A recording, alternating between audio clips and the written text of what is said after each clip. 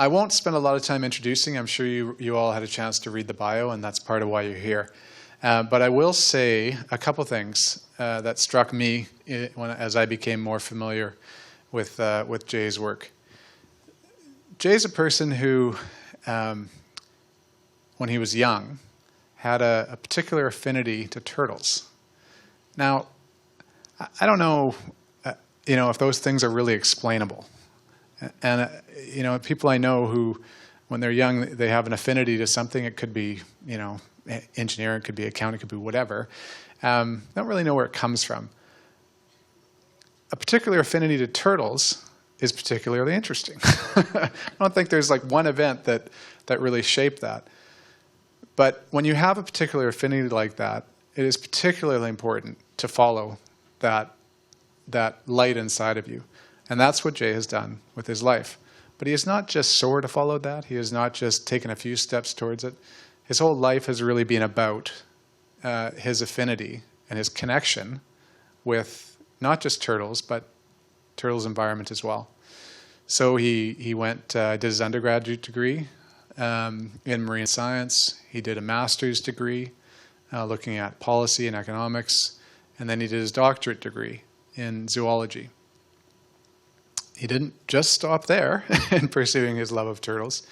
He then started to travel around the world and connect with other people who love turtles, but not just scientists or people who he found, oh my God, these people are like me, they love turtles, but also people who killed turtles, who had spent their lives hunting and eating turtles.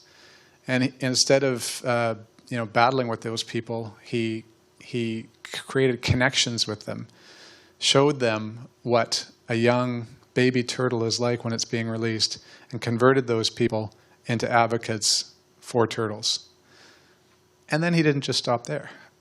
Then he took his love and connection, and the love and connection he was building with others, and he was building on with others, and he started to really explore the way that how having that emotional connection and that affinity affects our brains, affects our well-being.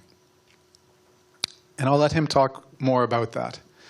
But a couple of the things that I think are really significant to me are that he's not only a research associate at the California Academy of Sciences, he's a co-founder of the Ocean Revolution, which is an international network of young people, young ocean advocates. See the Wild, a conservation travel network, Grupo Tortuego, an international sea turtle conservation network, and liveblue.org, a global campaign to reconnect us to our water. I don't know exactly where he has the time to do all that, but I do know that he is a very devoted father to two lovely girls and to his wife, Dana. And I think probably, although he loves his work and he loves traveling and doing what he does, it always tugs a bit at his heart when he has to leave and not be with his family. So it's with our utmost gratitude and respect that you have taken that, and to them, if they're watching, that you've let your dad go for the evening. And without further ado, please welcome me to welcoming. Please welcome Jay.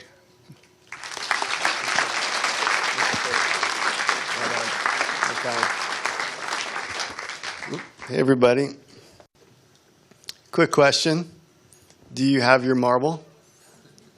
All right, keep that handy, don't drop it. If you drop it, it will roll to the front of the room, and I will immediately know that you dropped your marble. That's the fourth D in 4D, in the 4D theater where you are, is the rolling of the marble to the front of the room, in case you didn't know that. Thanks for the invitation to come and really underline in bold, perhaps, put an exclamation point on what you've already heard tonight about the project at hand, about pods, and about the special people and the special place and the special organizations that are uniting around something that I see that just should happen. That's what I want to do. I just want to kind of underline that and explain why it's important, perhaps in a way that you haven't considered. And in the process of doing that,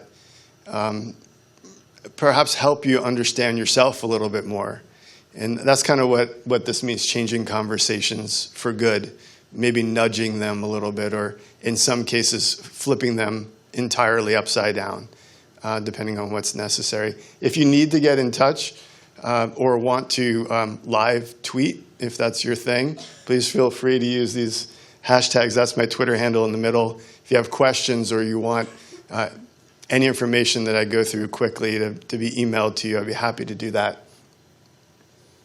So I was looking through some of my notes from the past while thinking about water, and I found this quote in my own notes from about a year ago.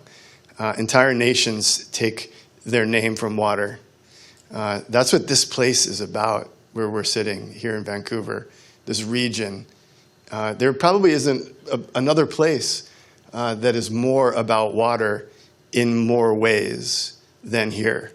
The water that is the salty kind and the fresh kind, and the water that we call the ocean, the water we call the lagoons and bays and creeks and lakes, and of course the water that falls on our heads sometimes when it's not sunshiny on the Sunshine Coast. I'm reminded that, in fact, our planet is a blue planet. We live on a water planet. The late, great David Bowie told us, or at least told me that thousands of times in the lyrics of one of my favorite songs, that we live on a little blue planet. And that's what this blue marble in your hand is all about. It's a small token of gratitude, and I'll touch on it several times throughout our time together. But what I want you to do is consider that little blue marble and what it represents. And it's a symbol of this image, which is called the blue marble. It's a photograph by NASA, and it's the most reproduced photograph of all time. And the reason why it's so well reproduced is, I think, is because we love it. We love this image, and we love it because it's our home. It's our water home. But when we talk about what's at stake, when we talk about the environmental movement, a lot of times the conversation is loaded with fear, right? For good reasons. There's some bad news out there, and it seems to be on the front page more frequently. And if you're a scientist, you read a new paper that inspires fear, perhaps daily, if not weekly. That can make us angry. So fear and anger are a couple of emotions that come to mind when talking about the future of our little blue marble home. That can lead us to be sad, another emotion that plays into this conversation. Sometimes another emotion called shame or guilt is used to try to nudge people, to try to change the conversation, to try to get people to do the quote-unquote right thing, right? And of course, our favorite as scientists are the buckets of facts that we figure, if we just have enough facts, we will convince people. That's what we need, more facts. Let's just load up the facts, bring the fear, the guilt, the shame, some grief, and boy, that should do it. Let's save the planet together like that. Well, I want to introduce the hug. It's already been mentioned, but hugs are good. I'm not saying that those other emotions should be thrown out. They certainly are part of this conversation. But we need to also expand our toolbox. We need to say thank you, like we mean it, directly to the people who need to hear it. Even for the little things, especially for the big things. We need to remember that love is part of what drives us. Love is part of why we're here in this room, is why we do the things we do.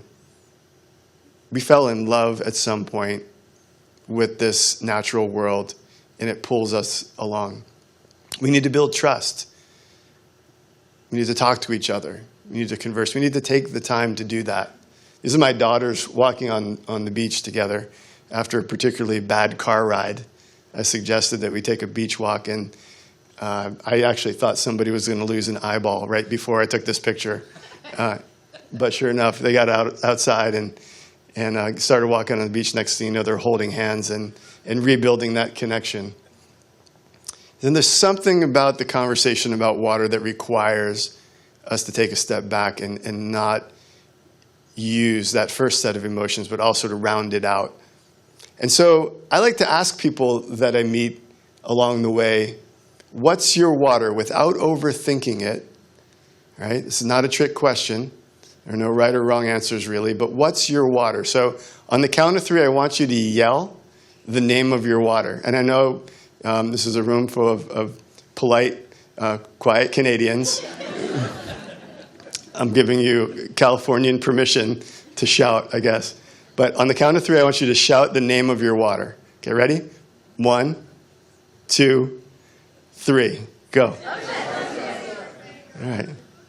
That was good. That was really good. I'm proud of you. So okay, on the count of 3, when did you fall in love with that water? All right, whatever that means to you. Ready? 1, 2, 3. Oh, very good. So I heard some place names. I heard in the womb. I heard some ages. I heard some general categories of kinds of water, such as oceans. Your answers to those questions may have been something that was very, very personal and actually very direct. So it's World Water Day. The emphasis is often on hygiene and hydration. Those are 2 really important things. And for some people, that's really the basis of their water relationship, is the water they need to live, the water that provides life itself. This is a woman up in Alaska who delivers the water to the communities that need it, puts it in the tanks, and allows them to live. It's her daily job. She is more important, they say, than the doctor in that community, because life depends on water, first and foremost. Maybe your relationship with water involves wildlife, perhaps standing on the cliff or sitting in a kayak and seeing the otters, or up in the bow when the dolphins come for a moment, and then they decide when it's time to leave, and everybody's happy when that happens. Perhaps it's sea turtles. Perhaps that's what got you, hooked you, and pulled you into the water. Maybe your experience is more immersive and perhaps more grand. That feeling of being underwater, eye to eye with an animal is a heck of an experience. This is maybe the extreme version of it. As my friend Brian Scarry, one of the great photographs of all time, I think, because you feel it. I heard the oohs and the ahs immediately. It pulls that emotional response. Maybe your water is the water you go to recreate with a friend or a family member. And if fishing is your thing, you know that fishing sometimes doesn't involve catching fish. Sometimes it involves standing in the water talking with your friends, saying that you're fishing, but really you're just kind of hanging out. Maybe your water experience is more of the whitewater variety. It's about the action. It's about the sport. It's about the thrill. Or perhaps learning to surf or helping others learn to surf who need some more water in their lives, as is the case in this photograph with a group called Operation Surf in Santa Cruz. But when we're in the water or near the water with people we care about, it's a social experience as well. It's not just a solo experience. It's something we do together. They can be the highlights of our social relationships, those times near or in the water together. This is Eastbourne Pier in the UK. It burned down 2 years ago. It will be rebuilt because it carried with it memories for many generations. So it's the built environment that brings us to the edge of the water, such as the proposed project we heard about tonight, and many, many others all around the world.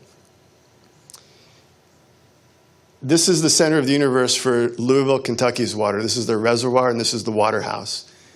The water begins here. It's actually pumped up there, but it flows downhill. And Louisville claims that they've got the best drinking water in the United States. They win that award from time to time. They're very proud of their water.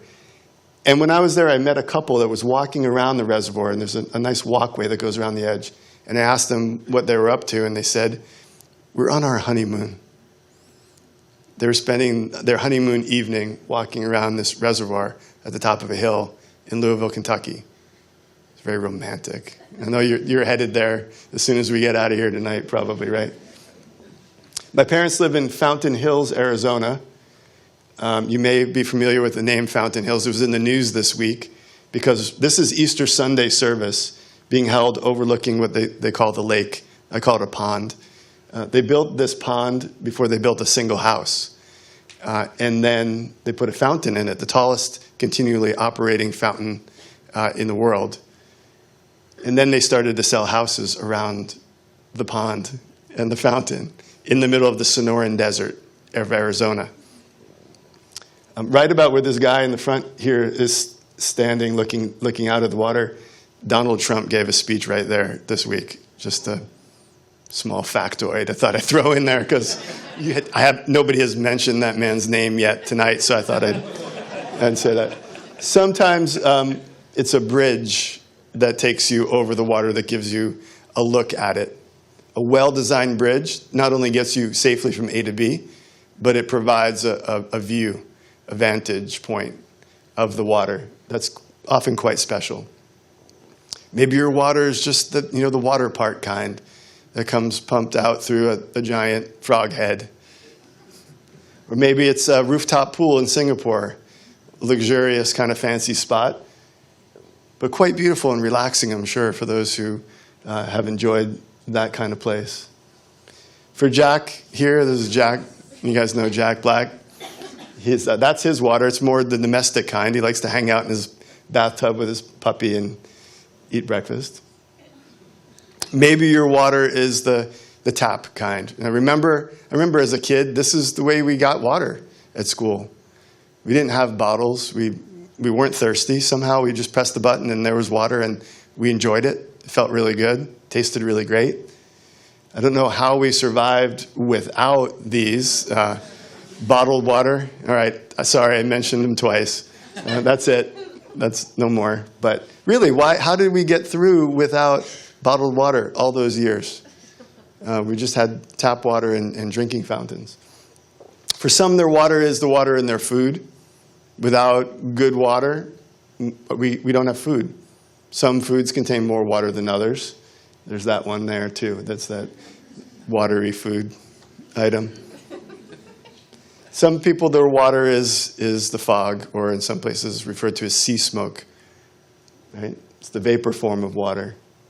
And for some, it's the frozen solid form of water.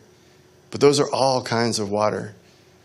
And so your answer to that question, what's your water, and where or when did you fall in love with it, can vary greatly, all the way down to the drop of dew on the plants in the morning, which was the answer someone gave me when I asked that question. For me, my connection to water is completely connected to my family, to my father and my mother, and the times we spent together near, in, on, and underwater.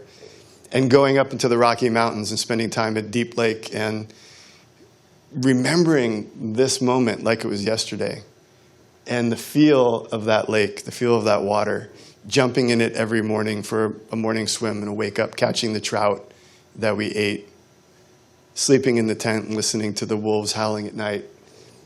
It feels so vivid, even now. Just looking at a still photograph from that moment brings it all back.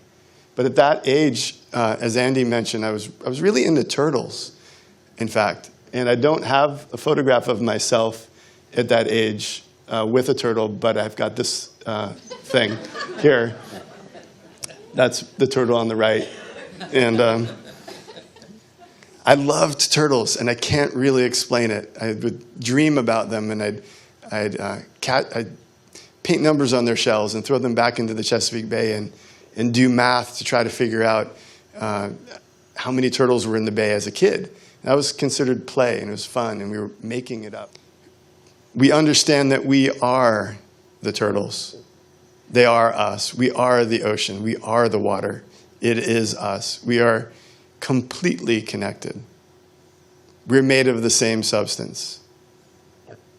We need to work together with people we sometimes disagree with, find solutions and put those solutions into action. We need to collaborate. We need to listen, not always just publish data and share it and expect people to act, not always just try to scare people into action, but listen and work together, hands-on in the water. And so as I began to understand that and having success with the sea turtles that I was working with and the team that we were building in Mexico, and seeing the conversion from a turtle consumption culture to a turtle watching culture, and that there are ways to make a living by taking people to see them and have them fall in love, the very positive feedback loop. Seeing that, I started to look around and wonder, where else is this going on, and who are the scientists? Who are the people building knowledge that could be most useful? And it turns out that they were in other departments. They were in the psychology department, the medical school. They were called neuroscientists, cognitive biologists, the people who study the human brain, the people who study how networks of neurons somehow interact and create emotions and behaviors and drive us, help us make decisions. Those people needed to be talking to the turtle people, to the ocean people, to the water people, the people trying to put things back together that were broken. Because we used to understand human behavior like a black box. If you wanted to understand what was going on there, you'd stimulate and then you'd look at the response, but you couldn't tell what was going on inside. Early neuroscience proceeded by getting brains that were no longer in use, looking at them, and comparing the anomalies or the injuries to how those brains acted when they were in use. You following me? Right? So you could look at the brain, but it was after people were done using it. Right? Pretty clunky, actually, but that was the state of the art of neuroscience. Nowadays, the past few decades at least, we have some technology that allows us to look at the brain while it's being used, to measure the electrical activity of the brain or the oxygen flow in the lab. People, while they're out walking in the woods or surfing or perhaps reading a screen or interacting in the laboratory, we're able to look at what their brains are doing. That is fundamentally game-changing for everything. We're able to look at the brain at rest and compare it to the brain in motion, the active brain versus the passive brain. And we find that there are differences, fundamental differences, interesting differences. We're able to look at the brain in love, the passionate brain, the romantic brain, and look at how serotonin and oxytocin and dopamine play roles in this emotion of all emotions that we call love. I want to point out that there's a time and a place for digging into the neuroscience of love. And my wife is a little less geeky about it than I am, and sometimes she doesn't find it to be a romantic conversation. Let's just put it that way. I just want to offer that as maybe that's already pretty obvious to you, but it wasn't to me initially. People are really into oxytocin. It's the chemical that builds trust between mammals, individuals, humans, and otherwise. And some people feel about oxytocin the way I feel about sea turtles. I know people who would do this, put a big, giant sea turtle tattoo on their bodies because they love turtles so much. Some people would do that with oxytocin. Can you believe that? That's a giant oxytocin tattoo right there on the shoulder. That is one passionate neuroscientist right there. If you go to the library and you look in the neuroscience section, you'll find books about the brain on just about everything, from music to creativity to the economy to how the brain changes itself, how magicians fool us to thinking they can do things they can't, happiness, relaxation, marketing. The cover of Scientific American magazine, The Science of Meditation. 10 years ago, that wouldn't really make sense. Nowadays, the neuroscience of meditation is a magazine cover. Nobel Prize winning neuroscientists understanding how the brain makes mental maps, how we find our way back to the car where you parked it for the first time in your life. It's because you made a mental map, and it'll hopefully work a little bit later this evening when you try to find that car. This, right now, we are living in what people refer to as the golden age of neuroscience. It truly is. The breakthroughs are daily, weekly, and truly, pun intended, mind-blowing. This is one of the great sciences of our time. And it's in our best interest to use it as a force for good, to involve it in our most important conversations, not just about how magic works or why wine makes us so happy, not just to do neuromarketing and sell us sugar water the way Coca-Cola does, right? Not just to understand these basic things, but also to understand how to make the world better. This generation is the first to have a decent owner's manual or user's guide to our own brain. Think about that. Sometimes user's manuals are pretty useful. Having one that's pretty good for your own brain is a bit of a breakthrough. Whether you're an educator, a parent, whether you're a lawyer, an activist, or an advocate, understanding how a human brain works is fundamental. A couple years ago, I searched the internet for broad topics in society and their intersection with neuroscience. And I found many, many, many intersections, from sports to medicine to food to learning and education to the arts, religion, you name it. There was an intersection between applied neuroscience and those sectors. But what was missing was nature. Somehow, there was this big gap between understanding our brain and connecting it to nature, in particular water. So why would we want to know? What would we do with that information? Why would we want to know about it, and how could we possibly apply it to this task at hand, to taking better care of our water planet? I don't need to remind you that we are on a water planet, but it's a little bit of an illusion. That big marble represents all the water, including the salt water and the fresh water. The smaller one represents all the fresh water. And that teeny tiny one that's kind of on maybe Georgia there, that represents the accessible fresh water. Right? So this view from space that we are a blue planet is a bit of an illusion in terms of the water that we need, the water that's accessible. And when we talk about that water and what it's good for, we talk about jobs, we talk about food, of course, its use in energy production and the oxygen we breathe, biodiversity, hygiene, and hydration. You know, you've heard these. You may have even read them on plaques in places like the aquariums you visit, or the reports you read about why we should protect the ocean. You hear conversations about trophic cascades, how when you reintroduce a top predator or remove it, it changes the entire ecosystem. There is a cascade effect. That top predator reintroduction or removal sets a chain reaction in motion that fundamentally affects the water, the flow of the river. And we talk a lot about ecosystem services, that list I just mentioned. What is the value of a healthy ocean? What are the services that we get?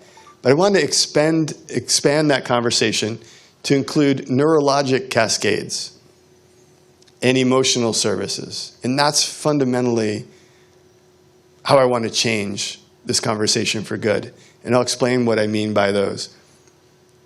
When you bring back a top predator to a system, and it influences the prey, and that prey influences the plant life, and that plant life influences the flow of the river, and the river becomes healthier. That's the trophic cascade. But it doesn't stop there. The mom and the daughter show up. They float down the river. They may fish. They fall in love with the place. They fall in love with each other even more. They talk about it. They get off the river, and maybe they decide to join the club or start the club because they're so moved by this place. That's the neurologic cascade. Those are the emotional services. And it creates a positive feedback loop. That falling in love with the water that leads us to take better care of it.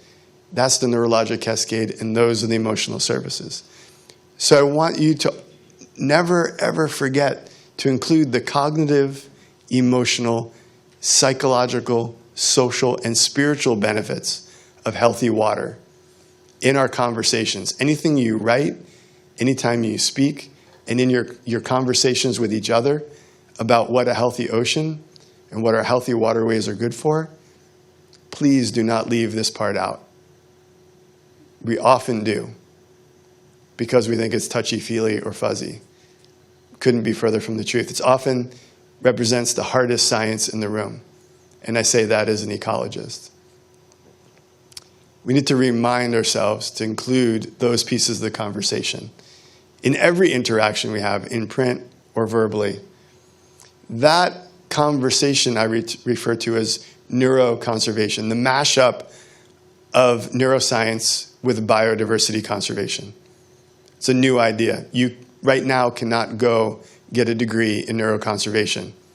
But in 10 years, maybe some of you will be the professors that are teaching those courses, offering that degree. Now, it would be great if this whole feeling of nature came in a pill. Wouldn't that be easy? You could just go pick it up, take one every day, and you'd have that feeling. But it doesn't. And maybe that wouldn't be so great, right? After all, but we do know that the side effects of this medicine are minimal. And it's so good for us. Because we live in this ever more crowded, faster, busier, more connected world, where you wake up to the sound perhaps of your smartphone, and maybe the last thing you look at before you close your eyes at the end of the day. Does that sound familiar to anybody? And if you've backed off of that, congratulations. It's a hard thing to do. We were having a conversation earlier about our daughters and how hooked they get so easily to the technology and how hard it is to break it away. If we could, we would go to the doctor and have it removed, that monkey mind. You know, that monkey mind. At its extreme, it's called post-traumatic stress. Right? That's extreme, the extreme stress. But we're all on that continuum somewhere at some point. Right? Stress is good. Stress, or what I call red mind, is important. It gets you out of danger. It gets you across the finish line. It gets you to the deadline. But if it's the only mind you have, it eventually will catch up to you. Eventually you will fall apart. Your systems will fall apart. Your body will fall apart. Your relationships will fall apart. It is not sustainable. If we come along and on that stressed out red mind mode, we add fear to the conversation because we think we're maybe bringing people along or changing their behavior through fear, we're just making the minds more red, less creative, perhaps less productive, less collaborative. So I started exploring these ideas because this book didn't exist. I couldn't get anybody else to write it, so I ended up having to write it myself. It's about a better understanding of our brain on water. Now, I have to add the caveat that sometimes water comes when and where you don't want it, in a form that you're not very interested in, and that causes red mind. So if I press this button right here, and the sprinklers went on that are above our heads, that might cause red mind right now. If there's a leak, if there's a flood, if there's a big wave where it shouldn't be, that's not blue mind. Right? But when the water's where you want it, when you want it, that's blue mind. That's what we're talking about. And this is an ancient idea that goes back to the first people. It goes back to some of the earliest works of art. That there's an deep emotional component and respect for water. People lined up to look at paintings like this hundreds of years ago. They paid money and they stood in line to stand in front of paintings of the open ocean. To experience awe. Artists go on trips alongside scientists and they bring back photography, paintings, drawings.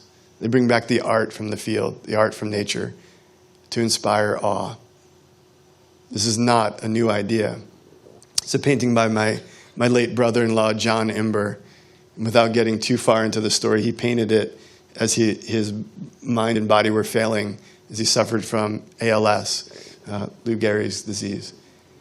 And he just kept painting and had to move his paintbrush from his right hand to his left. And then when he couldn't hold it in his left hand, he held it in his mouth.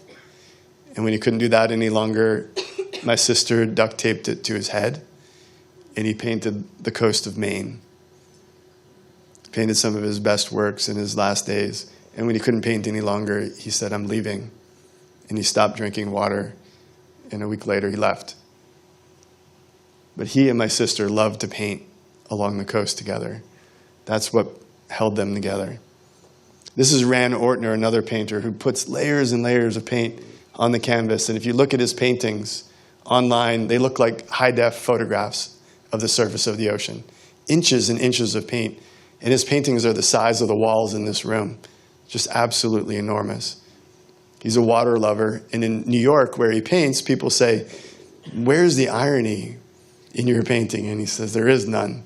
The New York art world is sort of, always looking for the irony or the hidden message. He says, "I love water, so I paint it." Irony-free art. How refreshing. Pablo Neruda, "Necesito de amar porque me enseña." I need the sea because it teaches me. Mary Oliver, the pond, the river, the imagination, the harbor, the longing. Live your life. Right? Powerful words, powerful artwork. Maya Angelou, "I'm a black ocean leaping and wide, welling and swelling, I bear in the tide." Evocative, powerful words about water and emotion. Ancient wisdom, "You can never step into the same river twice." Right? That sticks with us because it's useful, a useful saying. The cover of the New Yorker, 3 generations of water gazers. Right? Which one are you? It runs in the family, doesn't it? Corona has taken this idea and they put it into action. They took some pretty, actually bad beer and marketed it to the world through ocean marketing. That's why you put the lime in it, so it tastes a little bit better. It needs the lime. But all of their ads feature fundamentally Blue Mind, right? They've connected their brand successfully to that feeling. The Nestea plunge. There was a time in my childhood when the only way I ever got into a pool was backwards with a smile on my face because of these ads for this kind of tea, the Nestea plunge. Morgan Freeman, dreaming about the ocean from his jail cell in prison in Shawshank Redemption, right? Right at the end, the last line, "I hope the Pacific is as blue as it's been in my dreams." I hope. And it was. Young Leo DiCaprio up in the bow of the Titanic, right? Remember that moment? One of the, well, depending on your opinion of that film, one of the great movie moments of all time, right? What was he screaming when his arms were outstretched and up in the bow? You remember? Right? He didn't say, "I'm the king of the world." It was a little louder than that, right? Anybody want to offer their, anybody? Want to stand up and offer? Anybody? Young man with your chin on your hands, stand up. Come on, you can do it. You can do it. Come on, cheer him on. Yeah, come on, stand up. Let's do it. Let's do it. Let's do it. Come on, you can do it. Okay. King of the world. All right, that's pretty good. All right, not Oscar worthy, but that was close. Why did he feel like the king of the world? Because the water was all over the place. So he comes back up there with his honey and shows her, and they feel like king and queen in the world. And then the ship makes it to port, and they get married and have 3 beautiful children, and they live by the sea forever, right? I wish that goes better with the whole thing, right? If I just kind of tell that version of the story. Another film moment, From Here to Eternity. Scandalous moment in movie history, right? Two great actors rolling around in their swimsuits on the beach. This scene, if you take away the ocean, it's just a couple of people in their underwear rolling around in the dirt. Not sexy at all, just plain weird. Like, not a good movie, no awards. People will maybe even walk out of that movie. But you add the ocean back, and it's awesome, right? It's like, I want to be there. That looks really great. Right? Even the frogs, Dr. Archie Carr, get together and sing about it in the rain, right? You live in the west coast of Canada. You know what I'm talking about. It's those rainy nights, right? Modesto, California, dry place right now, right? 100 years ago, built this arch. Same person who built the Golden Gate or designed the Golden Gate Bridge. Water, wealth, contentment, health. Water, wealth, happiness, health. The gateway to their community. Right? Water is connected to happiness, health, as well as the economy. Right? That's the gateway to the community. Walking from north to south down the California coast, took a sabbatical with my wife, Dana. We took 4 months and walked 1,200 miles with our 1-year-old daughter. Don't ask me why exactly, but we did it. And it was down the California Coastal Trail. This is Del Mar, California. That house was for sale, right? They were asking $6.3 million, an 800 square foot tear down, basically, but on the beach. Now, if you look at that same location in a Zillow study from 2014, which is a big real estate website, shows that waterfront homes of all kinds are worth more than double, 100% premium on average. Now, if you zoom in on that same beach in Del Mar last year, you notice average price of the front row, about $10 million. Average price of the second row, about $1 million. 1,000% premium. For what? For that water view, that feeling, access. But that front row, that's 40 feet away. So for my money, if I had $1 million burning a hole in my pocket, I'd take the 40 feet away and I'd run to the ocean every morning. Right? Save $9 million. 1,000% premium for a feeling. And this is a conversation that's going on all over all the waterways of our continent. The lakes, the rivers, the oceans, right? It's not just the East Coast and the West Coast. It's all of our waterways. Places like Pittsburgh, where people would never think of going in the water, bringing back their waterfront. People would never think of going down to the water for a ceremony, for an event. Now they're bringing it back. It's an old idea that water is medicine. It's the first and foremost medicine. Clean, healthy water. And not just for hydration and hygiene, but for that whole other list of things that we get. It goes way back even in biblical reference. The 23rd Psalm, basically, if you're walking through Red Mine Valley, find some water. Find some water and chill. That's my paraphrase of that, of the 23rd Psalm. You can use that if you want. Right? Muhammad Ali making the connection between all religions and water. There are powerful threads through all spiritual traditions and water. It's a deep connection. We're afraid to go there sometimes as serious people, as managers, as scientists.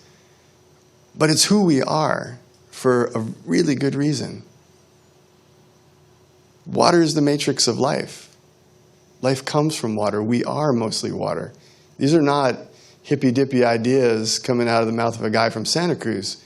These are fundamental facts about life on Earth.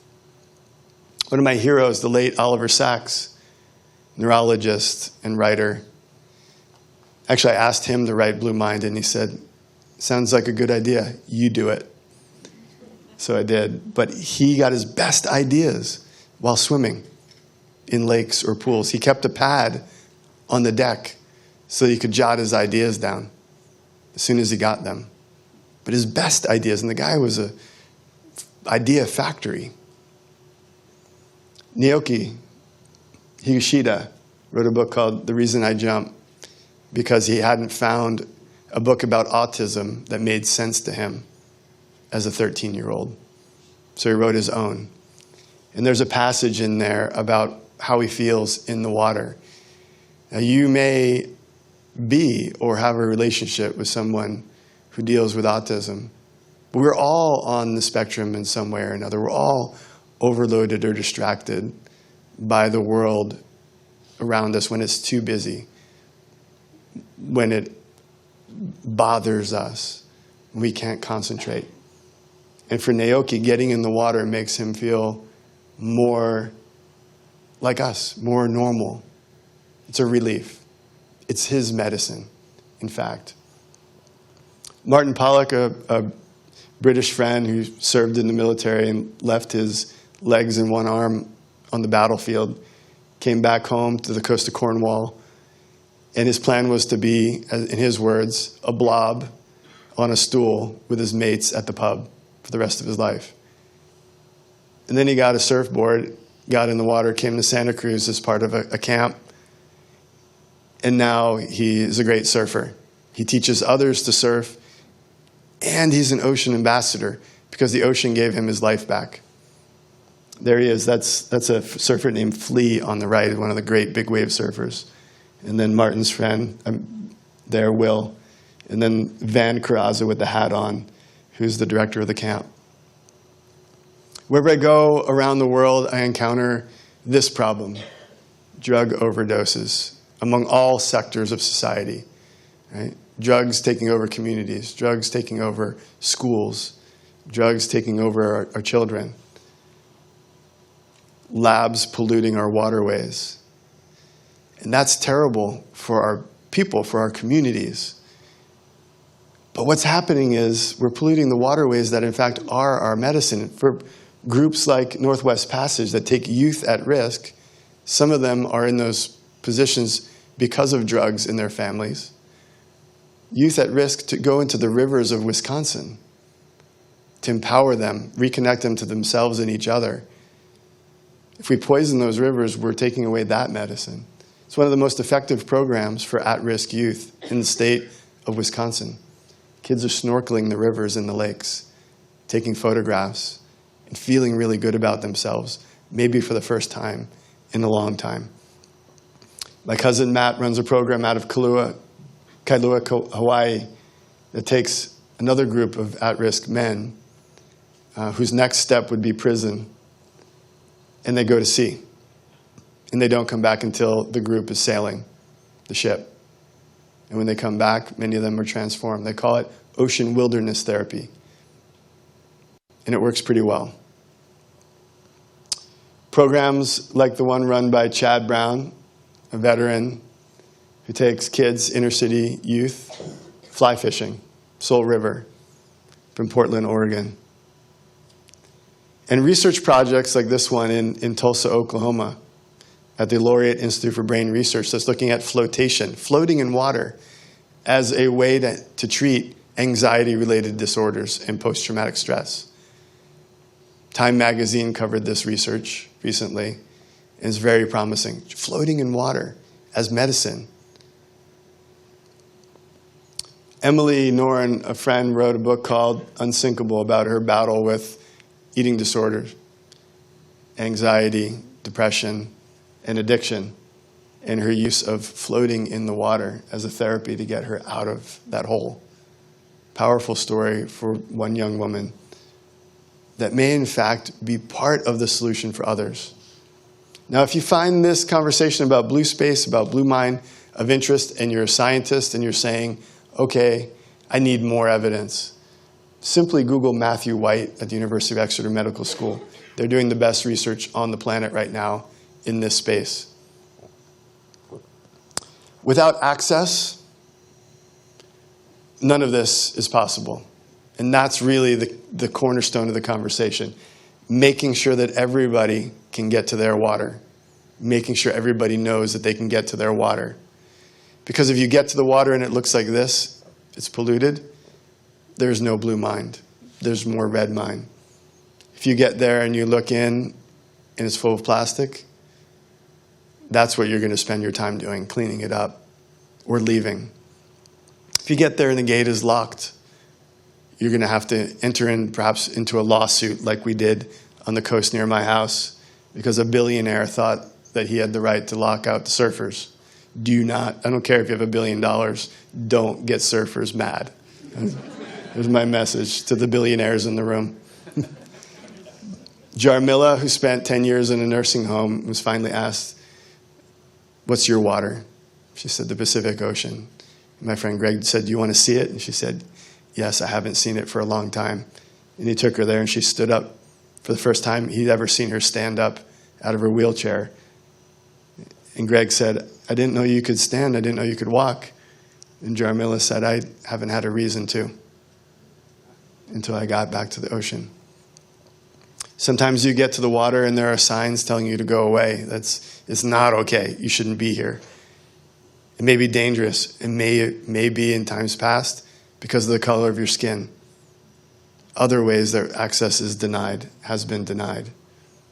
And people are breaking down those barriers, swimming through those walls, like Harvey Welch in a small town in Illinois. He grew up at a time when he wasn't allowed because of the color of his skin to get in the water. So now he's building the first public swimming pool. He's turning his anger into action. Groups like Brown Girl Surf, breaking down the barriers that keep certain groups of people out of the ocean. In some places, women aren't allowed to put on a wetsuit and get in the ocean. Groups like the Wahine Project doing the same thing up in Monterey, getting kids, young girls from the Central Valley and the farming communities out to the ocean and playing, empowering them, getting them on the water for the first time. My friend Carlos, who grew up in Mozambique and was told, we don't go in the water. Stay out of it, it's dangerous. He became Mozambique's first Mozambican dive master. And now he leads others into the ocean and shows them what's going on. Now we have a lot of people who have access, but they get to the water and they put their heads down in their smartphones.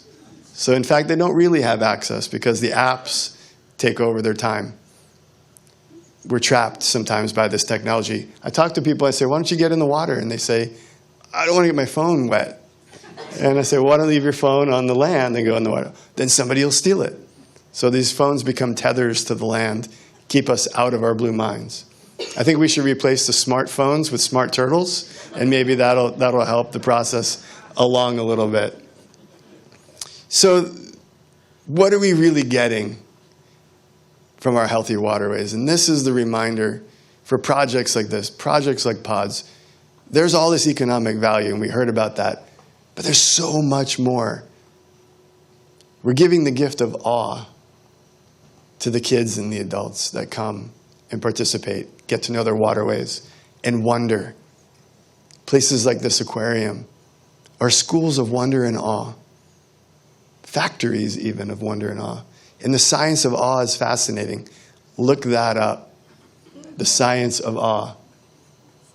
What happens when we find awe in the water? It switches us from a me perspective to a we perspective, meaning that awe generates empathy. If you talk to Dr. Paul Piff at UC Irvine, who is a scientist studying awe, this is what he'll tell you. And he'll show you where it goes down in your brain. The awe factory.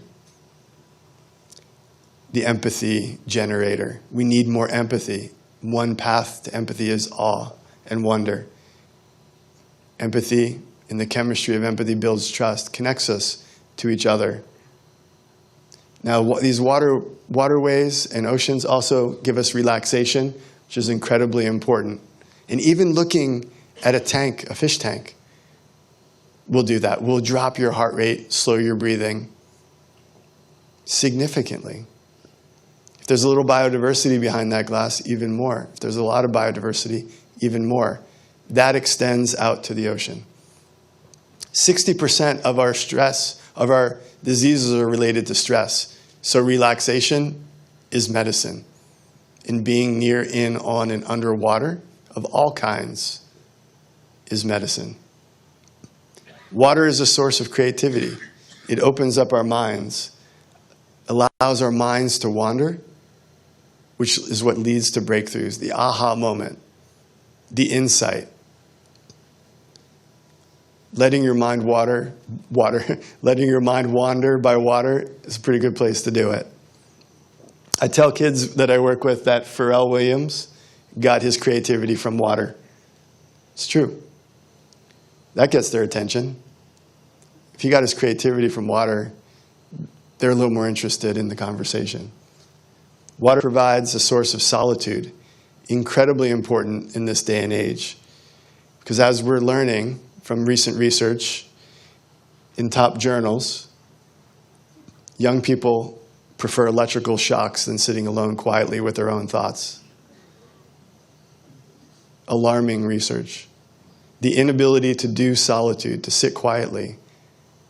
What does that translate to in our society? We're about to find out what that means. The lack of awe in your life. How does that translate? We're about to find out. The feeling of privacy is important to a healthy brain, to healthy relationships. And we're losing that as well. So water can provide access to those things. We build confidence by building our water skills. That's my girl Julia, surfing in Hawaii. That day built her confidence more than anything I've seen. And romance. Talked about romance before. I proposed to my wife underwater and we got married next to the ocean. Our best memories are formed near, in, on, and underwater for many of us. And of course, hope. All of these feelings underlie the feeling of hope. And reconciliation, when we need to mend the wounds, water helps. And of course, resilience underlies all of this. So a project like the one we're talking about tonight is a project about awe, about wonder, about creativity, about resilience. There will be weddings there. People will fall in love with themselves, with their significant others, with the place. There will be romance and love. But all of it comes down to resilience. And one last little story. This is the Colorado River where it enters into the northern Gulf of California, also known as the ocean, the Sea of Cortez. That's the river. That's what it used to look like. After some water is released for a moment in time, that's what it looked like. And this is what people, kind of cut off. People met the river for the very first time, and they learned that water is life. Rivers are their water, and they fell in love with their rivers for the first time. Men got to introduce their sons to their river for the first time, which changed the community for a moment until that water dried up. My childhood hero liked to say, people protect what they love.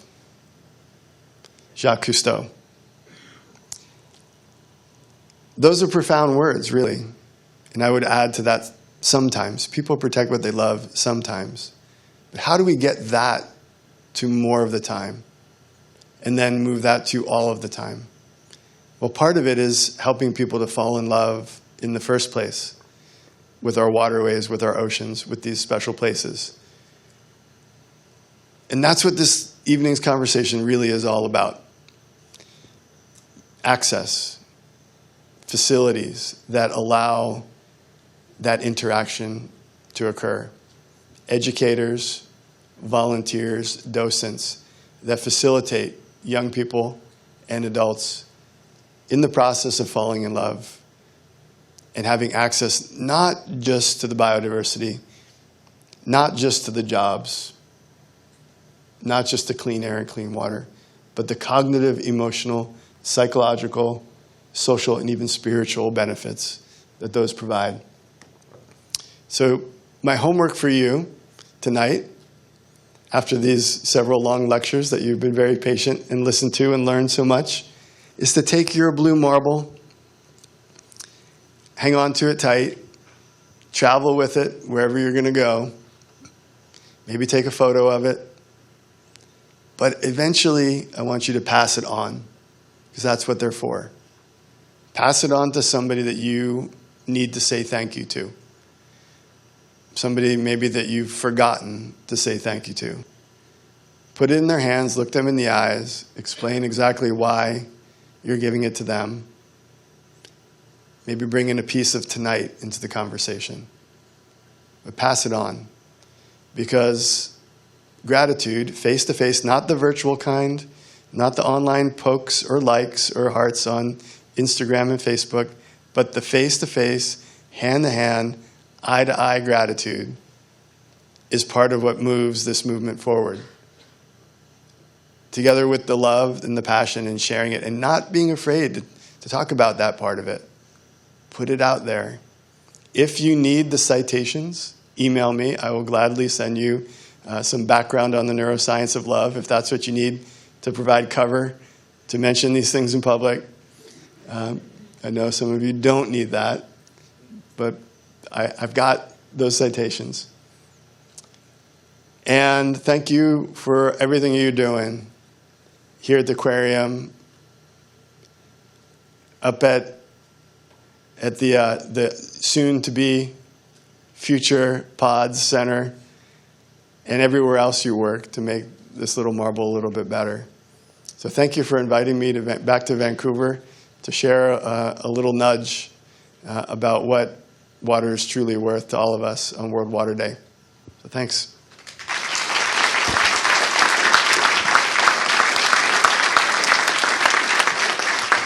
Okay, then. We'll do a couple questions. Okay. Fantastic. So let's see if anyone has any questions for our guest.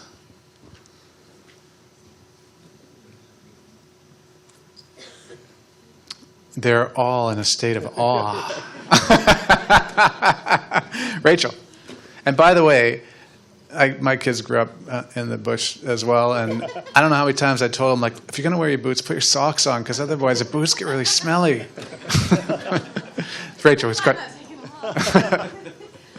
What's your favorite species of turtle? Favorite species of turtle? It changes. I guess that's okay. I can change my mind, right, about favorite turtle. Right now, I'm kind of obsessed with the hawksbill turtle.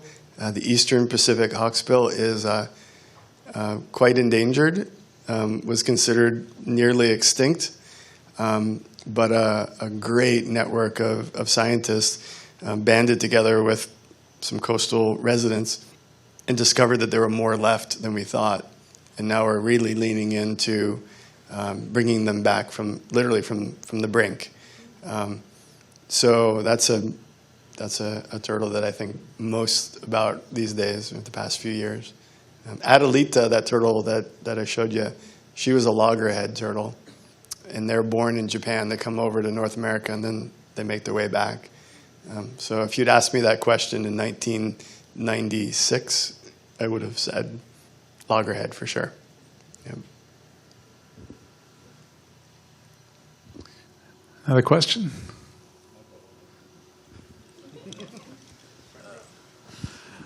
I just wondered if you, when you go back home, if you might find Donald Trump and give him one of these marbles, because I think he really needs one. Are you suggesting that Donald Trump has lost his marbles? That's funny that you say that because, right, is this on? Is this recording up there? Okay, I'm just checking. So if Mr. Trump does, in fact, get all the way, please maybe erase the tape or something. So he was in Fountain Hills at Fountain Park, and my mom was sitting on her back porch, and she could see him and hear him. And I said, can you take one of those, do you have a slingshot? And can you take one of those blue marbles and maybe, pass it to him from your back deck, kind of with a little, that may have wound her up in jail or something, but yeah, so now we've said that guy's name 3 times, sorry. Well, you'll be happy to know that downstairs we have a turtle that we rescued recently. And the turtle was pretty much passed. It's a turtle from the southern waters, doesn't belong up here, and being up here was essentially hypothermic. And slowly, our vets, after rescuing it, have raised the temperature and got it eating, and it's now basically ready. If we can get a passport for it to get into the States, we'll take it down to San Diego and release it. And I'm not sure, we don't tend not to name ones, but maybe I'll scratch Wallace J on the on the shell.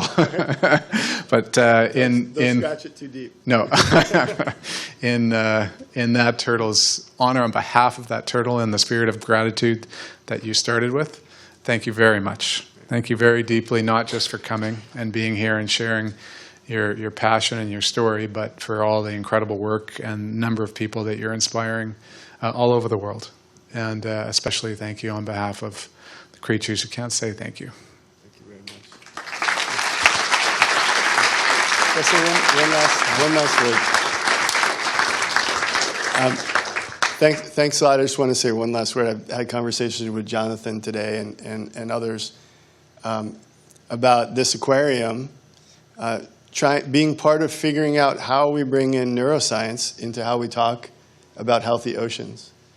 And this is one of the places in the world that I think has got the innovative spirit, the community support, and the neuroscientists to pull together a team and figure that out. So it's not happening right now in aquariums like this one. And I think it could start here. And I believe it would catch on and be the new jellyfish exhibit of the aquarium world, and would just catch on and be the cool thing that all aquariums need to add to their toolkit. So that's my challenge for you. I just dropped it right here on the floor in the room. So hopefully that will catch on. So thank you very much. You have my promise and commitment to follow up on that, and it won't be hard, because every day we see people experience awe. We see them standing for dozens of minutes just looking at the jellyfish, or watching an autistic boy